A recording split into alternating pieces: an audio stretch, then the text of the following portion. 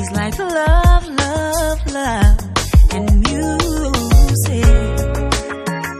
La la la, love, love, love, love, and music.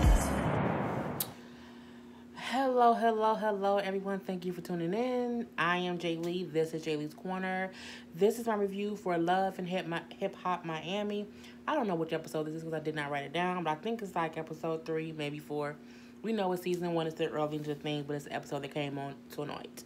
I hope everyone had a great MLK Day and they're ready for the work week. We don't have another When is the next off day for vacation? It's not until like Easter. Damn. I'm not like off work again until like May. I'm gonna have to call in some days because I can't just be at work every single day. I'm gonna show you. No. Anywho, but yeah, I hope everyone had a great MLK Day and getting ready for the rest of the work week and the rest of this damn winter here in Michigan. Oh my God. But it's Michigan. I live here. I don't see myself leaving anytime soon, so it is what it is. This episode of Love and Hip Hop Miami, it was good. It was what it was. There was some shocking stuff. It was some funny stuff. Some stuff that I was like, bitch, what? So, very entertained. You know, we see the episode starts off with, Bobby Light, who was Trina's cousin, saying how he is very much so aware of the fact that his cousin Trina is not going to treat him with the same respect that she treats her minions, who are her employees. I really wish she would stop calling them minions, simply because if they call him some names, he is going to be offended. And why do you want to be treated as her employees any damn way?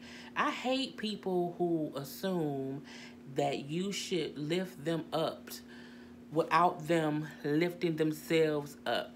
It feels like Bobby wants to build his career off the fact that Trina is his cousin. And he felt like, because you're my cousin, you should do everything in your power to make sure I make it. And I feel like she like, no. I did it. I had to build my brand. I had to work my fingers to the bones or whatever. You need to do the same. And I can't just hand you a career. And I can also bring you into my empire. I feel like a lot of people do that. You didn't see Beyonce kind of spearheading Solange to be her own person and to have her own career. I mean, she did support Solange. But as you see, Solange was always her first support system. I think people fail to realize you can't expect someone else to build your empire. You can't expect someone else to promote you the way that you can promote you. You can't expect someone to support you as much as you're going to support yourself. You do want others to help you, absolutely. But my thing is, for instance, for me, I don't expect anyone to share my videos, like my videos, repost my videos, talk about my videos, except me. Because it is my dream, it is my empire, it is my brand. So I feel like Bobby should be the exact same way. No one's going to promote your brand like you can, and you can't get upset that your family, who maybe has already made it, isn't trying to put you on like you think they should put you on. Maybe sometimes family wants to see that you had that same eagerness and fire to build your own brand, and that's when they see, you know what, he or she taking this thing real seriously. Let me see how I can help in whatever way, versus they want to be famous and they want me to make them famous because they're my cousin, and I ain't trying to do all that. Bobby, as you said, he said, he feel like it's up to him to. He said, my success in this rap game will be solely based on his own hustle. And that's how it should be. You know what I'm saying? You should never want someone to hustle for you, because then they can say, I built your ass. And you never want someone to be able to say, I built your brand. No, bitch, I did. Okay, that's what I did. I built Bobby Light. I built Jay Lee's Corner. I built my YouTube thing. You know what I'm saying? You want to be able to say, I did this on my own. And when my family did come in to help me, they were just helping what I've already done. Okay? So, okay, I'm over with that. We see that he has a boyfriend named Jeffrey. Jeffrey was cute. Hey, Jeffrey. Some gay men are so cute. And I'll be like, damn it. It's not for penis, so I can't be with them. So it is what it is. But, we see that Jeffrey was saying how, he used to not be very comfortable being openly gay. But now he is, openly gay. He's not, closed off to it. But he did say how him and Bobby don't spend so much time together as they did when they first got into a relationship, And then Bobby pulled out a whole dang old harmonica from his neck, singing how much he loved Jeffrey. I was over it. It was what it was. You know, they're a cute little couple for what it is, but we always know it's going to be something different later on in the episode. We then see Pleasure, and he meet up with Baby Blue.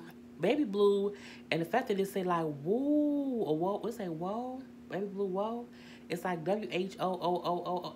Boy, they gonna call you Baby Blue. Baby, you're blue. Get them WH's, O's, and A's out of here. We don't even care. But you know, he's meeting Baby Blue and Spectacular, just letting them know about what's been going on. You know, he was saying how he was confused about Shay versus Gabby. You know how Gabby is his what if girl. You know, but Shay is a ride or die. She down for whatever. Even though she's been acting a little crazy as of late with the whole not wanting to support the band itself. But he's still saying, like I'm saying, she's been here for these past 2 years supporting me and being by my side. So, you know, I'm torn because I still always say Gabby's my what if girl. See, that's the whole 80-20 thing. You think the grass is greener on the other side of town. You've already been with Gabby, broke up with Gabby, ain't been with Gabby. Gabby came back because you back with Pretty Ricky. It's really simple and plain. I mean, she's a bit of a gold digger, but you know, it is what it is. So, you know, he's talking to them, and he does tell Blue, you know, Baby Blue, how he talked to Shay and, you know, how he feel like Shay was wrong for how she approached it, but also he was wrong for how he approached Shay as well. And, you know, Blue says, he's sorry that he usually does not refer to women as bitches and hoes, and he was out of pocket, and he's like, if you can, you know, set up a meeting between me and Shay, I want to apologize face to face to her. You know, it did get out of hand. And I can respect a person who admits they went too far and can admit they did wrong and wants to apologize for it. I don't think you should be like, oh my God, he called her bitches and hoes. He's a horrible person. Man, look, if females call somebody bitches and hoes and the man do too, it is what it is. But the key to it is he realized that he was wrong, that he went too far, and he wants to apologize. And it was cool that, like, Pleasure didn't have to say, man, you need to, like, Pleasure didn't tell him that he needed to apologize. He just said, I thought it was wrong. And Blue said on his own, like, you know, hook it up. I do need to apologize to that girl. From there, you know, Pleasure was saying, you know, I do love her. No, Blue said, do you love her? They're like, yeah, I do love her. You know, she's been down for 2 years. Like, but however, my ex Gabby popped back up, you know, and she wanted to be down and whatnot. Blue said, man, look, she just saw on the blog that you getting back with the group. We're going to be back on tour. She's sack chasing, basically. He like, you know, don't give her a second chance. You know, don't let her blow back in and, you know, get back with you. He like, if Shay been down with you for the past couple years, and she, you know, and Gabby left when you was down, you know, she left you when you was down, but Shay been with you through it, and she's still with you now that you're getting better. You know, you can't not be with her. You know, you need to stay with Shay.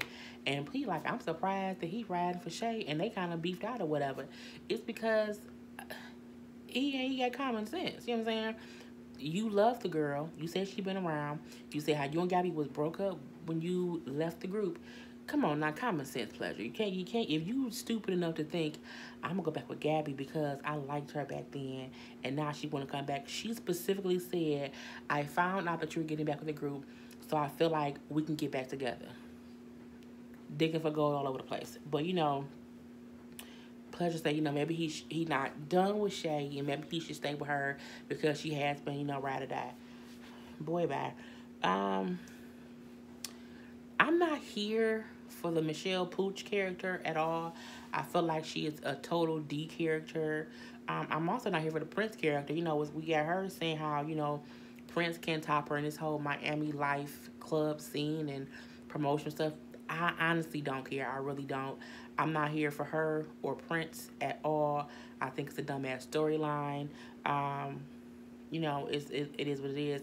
But I'm like, did they bring her on because she then introduces Malik? Now, she come up and she's like, yeah, I'm with my man Malik. You know, as always, he on my arm. And then they get to the club and the friend says, oh, I didn't know y'all were a couple. She then says her confessional, we know me and Malik are not a couple, but people assume we are, and I let them think that. The first thing that came to my mind, and the first thing I said out loud out of my lips is, he's gay. He's gay, and she's his beard. I'm like, you know, and he don't, I don't want to say he don't look gay, because gay doesn't have a look. Well, some gay has a look, okay? Let's be honest. But I felt like when anyone says, that's my man, and he not really my man, but we let people think he my man, it means he's gay. That's the lamest term. Because nobody else does things like that at all. They will say, he not my man, but we still kicking it. You know what I'm saying? We still messing around, but we not together. It's when you say that he not my man, ain't nothing popping, we let people think it means you're his beard, and we get it. It's okay. So he then comes up and say how, he isn't with her, she's not his girlfriend, but he likes the people to think she is his girlfriend, so people won't think he's gay because he is gay. I knew it was what it was, and I forgot my phone was charging. So from there, he says how people thought he was gay, but he's not openly gay, but he is gay, and he doesn't want people in the industry he works with to not want to work with him because he is gay. Now, he said he worked with people for different stuff. He said a couple of famous names. I don't like name dropping, so it is what it is. But when he said, he doesn't want people in the industry to know he's gay because he feels like they would not work with him, I really call bullshit a little bit, because in the entertainment industry, it's full of gay people. Full of gay people. The only time someone might be funny acting towards someone gay is if they're a rapper. Not even a singer. If they're a rapper, they might be funny acting. Like Bobby Light, who is gay, and they kind of, you don't take him serious because he's a rapper. But I'm like, if you like a stylist, if you like a music exec, if you like a producer, they don't care if you being gay. It is the entertainment industry is full of gay people. So I feel like, wow, I think his issue just is simply he is not okay with being openly gay. It has nothing to do with the employee side, the work side of it. He's not openly gay yet. We get it. It's hard to come to grips with that. It's hard to kind of be openly gay. We get it. It's okay. It's going to be what it's going to be. Prince. Again, I ain't here for his story. We see Prince has a girlfriend. He been with her for 3 years.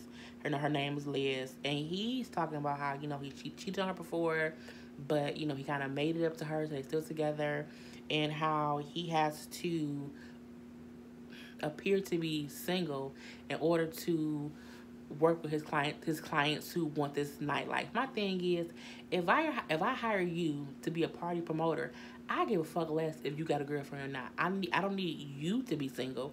I just need you to provide whatever atmosphere I want. But my atmosphere at the club don't have shit to do with your goddamn home life. Like, I'm looking like, unless you sleeping with the people, you being single means nothing. And if you sleeping with your clients, you should not have a girlfriend. Point back into the period. So, I know we see that his girlfriend Liz is texting him, and he is not responding. He's talking to his client at the club, and the client, like a football player, retired football player, it's like, man, just ignore that. We having a good time here. Take these shots. And I'm like, why are you ignoring? I mean, what if it's something serious? I don't get when someone see you texting them 1,000 times, or if they see you texting them twice, to not respond and to allow me to keep texting you, and you keep looking at your phone like, why she keep texting me? Bitch, because you haven't responded yet. If you respond one time and say, baby, I'm working, I'm going to hit you up when I'm done. Okay, after that response to her, if she keep hitting you back and it's not a dire emergency, you can ignore her text, because she texted you, she said whatever, you responded because it was not a serious emergency. You respond like, hey, man, I'm working, I'm busy right now, but I'm going to hit you up as soon as I'm free. You at least responded to her to let her know that you saw her text, and that was your response. But he was like, she texted me 31 times. First of all, she's a bit of a stalker, because 31 times, I probably sent somebody like 20 text messages, but it was because I kept thinking of new stuff to say, and it was pissing me off. But it wasn't like he was ignoring me. We was like having a full conversation, and like I said, like a good 20 texts. And I blocked him. But, when he admits he cheated on her, what else did we say? It was dumb, because we see him, ignoring her thing. Then later on in the scene, she come and confront him like, why you not responding to my text messages? I can't believe you doing that. This is why I don't trust you. And he like, look, I have to seem gay. I have to seem single in order to, get this lifestyle or whatnot. And she like, but what about me? He like, well, that kind of stops at the door. See, that's something else. My thing is, you should never put your job in front of your girl, because that means you kind of disregard me and disrespect me. Like, I don't like that. And, he was saying, well, everything that we have, the lifestyle that we live, it's all based on this nightlife money.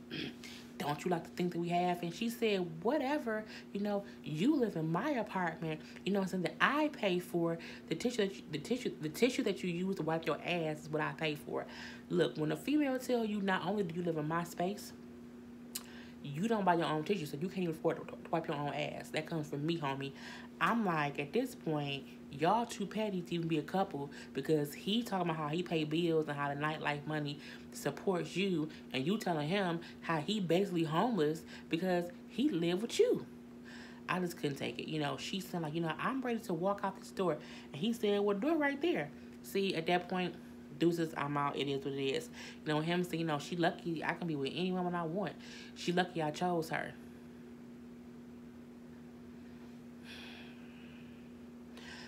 I don't know why Prince is on the show. I don't understand it. I don't get it. I don't know if they had a quota to fill of how many characters they had to have, and they needed one extra person. They have two other people, because the other chick, the pooch chick, I don't care at all. We then meet a new person, Jojo. So Jojo, is a stylist of some celebrity. She's T-Pain. They show T-Pain. They show Ace Hood. Okay. So, but we also find out her family, her daddy is rich. Her daddy is, as she said, her father is well connected in Mexico and has more money than whoever. When someone tells me their parent is rich and, they a big time person in Mexico, I assume one or two things. They are either in the drug cartel. Well, no, I assume one thing, that they're a drug dealer. They're in the cartel. This is what I assume.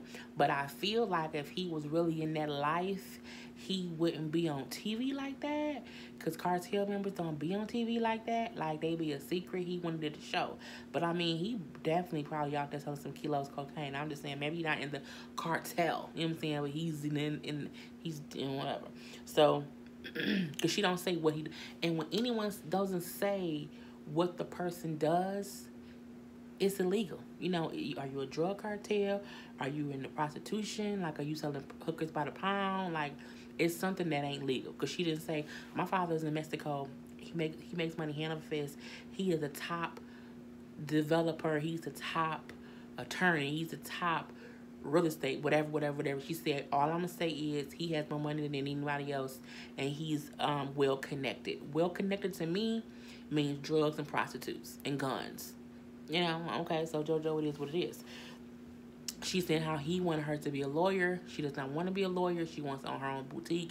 And he pissed off about it. I'm so disappointed in you. He like, well, look, okay, fine. You got 6 months to start your boutique and have it be successful. And after that, I'm done. So, it's 6 months later, and she has a store, and she's trying to have a grand opening. And her dad is like, no, she tells her dad, like, no, I'm having a grand opening, and I need you and mom to be there.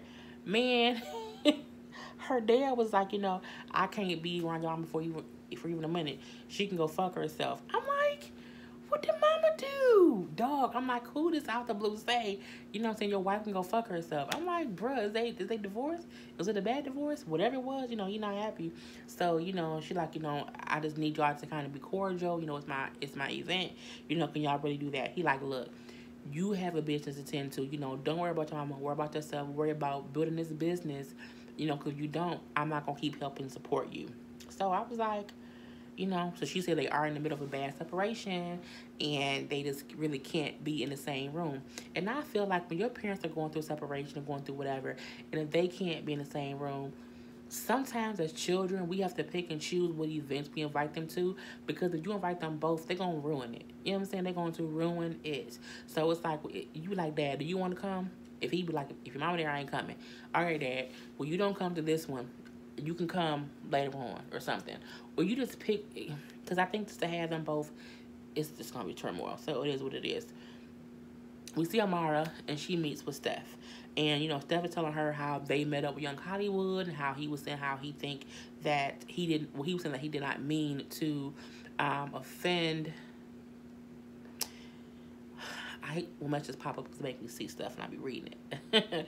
But anyway, you know, how he didn't mean to offend Amara and that he was trying to just say to her that she should be open to a little bit of change. And she's like, well, you know, so he was trying to seem, I'm sorry, y'all, my eye was itching. He trying to make it seem as if he wasn't being dumb and offensive to me. And Steph's like, well, I don't know. But he did say that he would apologize if Veronica goes out on a date with him. And she's like, well, that's dumb. I can't believe that. And that's stupid. Now, I want to say this about Amara. People were saying how, well, she was saying too, how people were saying that she was in blackface. I don't think she was in blackface. However, the scene of her talking to Steph and the scenes of her in the episodes, her skin tone is not as dark as it is in her confessional look. I don't think she's in blackface. However, whatever makeup she's using, whatever TV makeup she's using for her confessional look, she do look darker. Like, I don't, like, not to be offensive, not to, I don't, you know, people getting funny. If you're trying to, like, I'm being offensive, fuck you, because you know I'm not. Her confessional look, her skin does look darker, as if she has on some kind of darker makeup, because in the scenes, her skin tone is just not as dark as it is in her confessional look. It's a completely different look. It really is. And I don't think she's purposely doing it. I feel like she probably was wearing whatever foundation makeup that is not as brown as she is, and it made her skin tone darker. I don't think it's blackface, but I'm like, you have on makeup. You having a lot of makeup, and it makes you look darker. Because in the scenes I'm looking like, her skin looks much more, just not as dark. I don't even know how else to say it. You know, she do look like, either way it go, in one of them scenes, she has makeup on. Either she got makeup on in the scene, making herself look lighter, or she has, you know, makeup on and her confession look that makes her look darker. But the skin tones do look completely different. And on the videos and pictures I've seen of her, like on social media, she doesn't look how she looks in her confessional look. She looks how she looks on the show. So I think it's just bad makeup. Remember season 1 for Love and Hip Hop Hollywood? Love and Hip Hop Atlanta, Jocelyn had horrible makeup, and it made her look like a man. Like, she had very, very, very bad makeup. And I think sometime on these shows, the first season, they don't have the best makeup when they do their confessional looks, and they look like a plum D fool. So, it is what it is, and I'm gonna leave it looking like that. But I do think she looks more natural in the episodes than she do in her confessional. So it is what it is. We see Pleasure and Shay meet up to basically clear the air. You know, she apologized for how she was acting. He let her know that Baby Blue wants to apologize. You know, she says, you know, how she was wrong for how she reacted. She's willing to meet up with Baby Blue to, you know, have a conversation. And then she's like, you know, I just feel like, you know, you're such a great person, and, you know, how great you are, and I just love you, and blah, blah, blah, blah. And she's trying to praise him for being, like, a great guy. He's like, you know, nobody's perfect. And she's like, what you mean nobody's perfect? And he was like, you know, she's like, you know, have you done something? And he was like, no, you know, I'm just saying, like, I don't want you to put me on this pedestal as if I'm this perfect guy. You know, I'm just human. You know, I'm not perfect. And so she's like, you know, I've just had things done to me over the years. Like, people have lied to me and cheated on me and did things or whatever that was bad. So I hope that's not what you're trying to do to me. And he like, no, I'm just saying. He like, no, I'm just saying I'm not perfect. And she's like, oh, okay. He clearly lied to the girl. I mean, I don't think he slept with the girl Gabby, but he met with the girl Gabby. He think about being with the girl Gabby, so he ain't being honest with her. So that's still a form of cheating. So it is what it is. But I'm like, okay, maybe you say so. We see Jojo's mom at Jojo's house, and she's upset because the father has served her with divorce papers, and he don't want to give her no money. And she's upset, you know, like, you know, after 30 years and 3 kids, you know, he doesn't want to give me any money. He know I have not worked in forever. He knows that I've always, you know, taken care of you and your brother, you and your siblings. You know, I don't have any money. And, you know, Jojo, like, he did the same thing to me when I was younger. When I didn't want to, you know, be a lawyer, he basically cut me off and left me, cut me off and left me in the streets. And I'm like, there's a lot of places he could have left you. I don't think he left you in the streets. Unless y'all was in Mexico and he, like, dropped you off, you know, next to a Taco Bell. I don't know. But when she said it, I was thinking, like, he left you in the streets. Like, in the streets. Okay. But this is what I'm going to say about this. You know, Jojo says how, you know, we'll get it figured out. You can stay here with me until, we get it handled. And her mom was like, you know what? I'm gonna get a lawyer and I'm gonna fight him for it. I'm gonna fight him because he needs to give me some money, and I'm gonna get a lawyer and do it. This is what I feel about this. I feel like when you marry someone and you're not working and you see how they are with their money, you see, because Jojo said like he's always used his money as a weapon against us. And I feel like, okay, if you see he does that, you need to get a goddamn on rainy day fund. You need to keep putting up money little by little by little. Because for over 30 years, if you put up just $1,000 a month, because I'm pretty sure he gave you money when y'all was on good terms to spend and do whatever. When you date someone or marry someone or be with someone and they use their money to make you do whatever, if you just be like, well, he give me money, so I don't care. No, you need to put a damn rainy day fund. Put $1,000 away or however much away every week, every month, or whatever. So that if, God forbid, if he divorce you, leave you, die, and leave you with nothing, you, for that rainy day, you have some money. Because when you've been with a man for 30 years and he like, I'm going to divorce you, you can't get nothing, I'd be like, well, until this court case goes to court and you give me some damn alimony, I have something to live off of where I don't have to go live with my daughter. Or even the daughter saying how, because he didn't want to help her, she was destitute in these streets. If you knew your daddy was like that, you should have been on your grind working somewhere and not living off daddy's dime. People have the tendency to want to live off someone else's dime because they give them whatever they want. But when you see they can use it against you, you need to just make a plan for the future. Like, if your husband is tight with his wallet and he don't like giving you money, but every once in a while, put that money up he give you away so you can leave his ass. But, it is what it is. It is what it is. This part was good. So, Jeffrey, who is Bobby's boyfriend, meets up with one of his exes. His ex is, of course, Malik. They both used to be closeted gays, and they used to mess around until Malik stopped going around or whatever Jeffrey, and he kind of just, they stopped messing around or whatnot. So Malik hit Jeffrey up after a while. He was just saying how, he basically left him back then because he wasn't openly gay, and he, just kind of felt trapped with being gay but not being able to be openly gay, But I'm like, Jeffrey got a whole boyfriend. Like, Bobby, your whole boyfriend out in these streets. And y'all were just in the beginning of the episode being all in love or whatever. But if you recall, Jeffrey was saying, we don't hang out as much. We don't spend enough time together. You always busy, busy, busy, busy, busy. I wish we can be back how we used to be. So when you leave room open for a snake to slither in, the person you neglecting lets that snake snivel in, and then they do stuff with that snake. You know what I'm saying?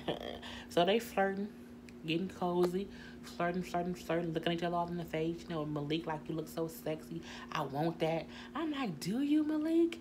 Do you? Jeffrey flirting back. Jeffrey saying how he loves Bobby, but he really is for the Malik, and they have a history or whatever. They say how much they miss each other. Malik getting teary-eyed. He got to go take a break. The producer's like, what's wrong? What's going on? And he like, I'm just in this moment. I just feel like I really want to be with him, and I don't know how to act. Like, I don't know what to do because I really love him, and I didn't think I would feel this way being around him. I'm like, oh, bitch, what? So Jeffrey comes to the back, and he's like, what's going on? And Malik like, it's just hard for me to move on and be in this world as an openly gay man, and I'm having these my neighbor outside acting real dumb in his muscle-bound car. He gets on my damn nerve. I think y'all can probably hear it. It is wintertime here. He being dumb. His ass gonna slap on that goddamn ice and crash his car. Anywho, Malik is saying how it's hard for him to, just be in this world as an openly gay man. He doesn't know how to operate this shit. However, he like, but, I love you, Jeffrey. I haven't stopped loving you, Jeffrey. I want to be with you, Jeffrey. Jeffrey, I want you to be my. I'm like, he confessed his full-fledged gay love to this man who got a whole nother man elsewhere. And Jeffrey like, you know what? I ain't going nowhere. I love you too. And then they kiss. I'm like, what did y'all do? What's going on? I mean, this scene for me was a real scene. I like how it went. It reminds me when they tried to do the whole gay scene with in Love and Hip Hop, I think Hollywood, with the Milan, Christopher Doodle, them two guys. That to me seemed fake. This right here, nigga, it was like I was just like, oh my God, they okay, you like it, I love it. So from there, we see that Jojo has her, what is this? We see Jojo has her store opening. Amara's there, Steph is there, and Veronica walks in. Who does Veronica have with her? She brings young Hollywood. And he's basically there to apologize to Amara. And, he tries to clear the air. He says, I feel like we had a misunderstanding. I feel like you maybe misunderstood, that you misunderstood what I was saying. She says, oh. He said, I don't want you to have a bad impression of me. She then says, oh, so you think I can't understand words? I can't understand things, I can't hear? He's like, no, that's not what I was saying at all. I thought that you could handle what I was saying because you're such a strong woman. She then says, oh, so you said I'm not strong? Let me say this. What young Hollywood said in this episode, that when I say stuff, you twist it and make it an issue. He was absolutely fucking right, because he was trying to apologize, and people say, well, nah, because he was being dumb and he said stupid stuff. I'm not saying what happened in episode 1 wasn't dumb. I'm not saying that. What I'm saying is he did something dumb. He's saying, I think it was a miscommunication. I didn't mean to say what I was saying, how I said it. Let me apologize to you for saying that. I think it was a misunderstanding. And she's taking everything that he's saying and making it as if, well, now you say I'm dumb. Now I can't hear. Now I can understand. Now I'm not strong. You not even accepting his apology. And then he's like, why are you so angry? I think you're being ignorant right now. And she was. Point blank, period. Amara was making it more than what it had to be in that moment. And when he asked her, why are you so angry? She said, I'm pissed because I feel like, one, you shouldn't use the word ignorant when you apologize to somebody. And two, I feel like, you aren't sincerely apologizing. And, he's like, it's because of how you overreact and your response. That's why I'm saying that you're being ignorant. And she's like, are you apologizing because you really feel sorry, because you want to fuck Veronica? I mean, at this particular point, I was completely over Amara's attitude. I was over her antics with young Hollywood. I get that she was offended by what he did in episode 1, but you can't be so offended by someone that does something dumb, because when they try to apologize, because if you don't want him to apologize, then you could have said, I don't want to meet with him. Ain't no point bringing him around. You could have said that. And my thing is, when he was trying to apologize, you made it an issue that it didn't have to be. You could have said, you know what? I don't accept your apology. I think you are racially insensitive, and that's it. But he trying to apologize, and you keep twisting his words. And I'm looking like, I was just over it. And she was just, look, I just wasn't feeling it. And I like Amara. I do. But I just was not feeling the situation. I hate when someone is trying to apologize, and you already have preconceived notions to how you feel, so you just gonna make it be a negative experience. If that's the case, just don't go do it. Just don't do it. It is what it is. She said she felt like his apology is not sincere, and because he's like an example of the racism in the Latin community. Okay. He like, all right, fam, you can stay angry, I wish you the best, and I'm gonna leave. And then as he leaving, whatever, you can go to hell. It was extra. It was extra in my opinion. I don't care what y'all say. I'm not gonna keep going back to what he did in episode 1, because this is episode 3 or 4. He was trying to apologize, and she can easily say, you know what, I don't accept your apology. But to keep fucking with his words while he's talking, to me, is stupid.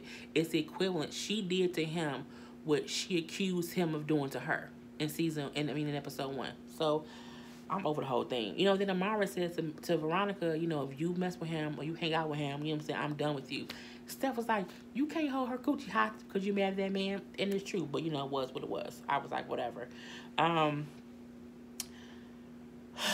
Jojo dad comes to her opening, and he ain't in there but 5 to 10 to 15 seconds with her mama, to where he like, the mama like, what the fuck he doing here? And he like, oh, that's how I have to be greeted. I'm like, you're a horrible mother. I'm like, what the fuck is going on here? And they kind of going back and forth a little bit, and I'm like, what?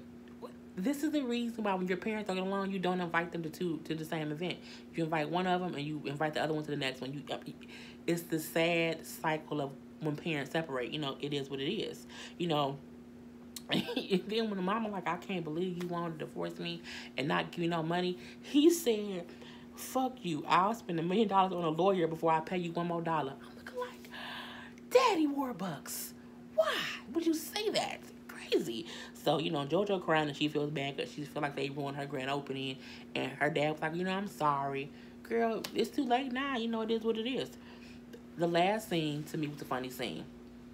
Pretty Ricky having this weird ass event at a damn ice cream place in Miami. They got an ice cream named after them.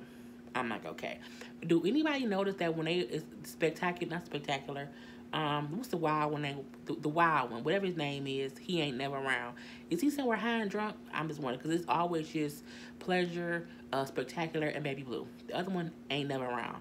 So they come in or whatnot, Baby Blue and Shay, they apologize to each other. He tell her he's sorry, he didn't mean to do it.